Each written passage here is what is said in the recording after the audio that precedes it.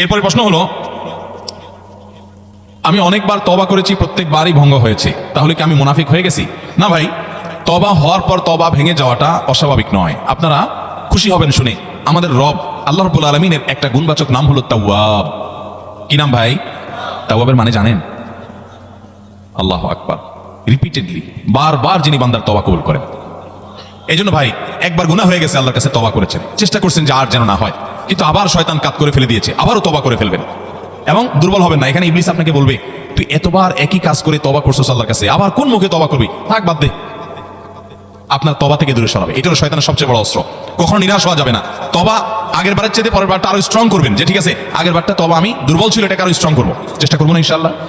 তাহলে তওবা বারবার করতে হবে, বারবার করতে হবে। ভেঙে গেলে আরো শক্ত হার্ডলি তওবা করতে হবে, নিজের প্রতি নিজে শাসন চালাতে হবে, এভাবে ইনশাআল্লাহ সামনে আগাইতে হবে।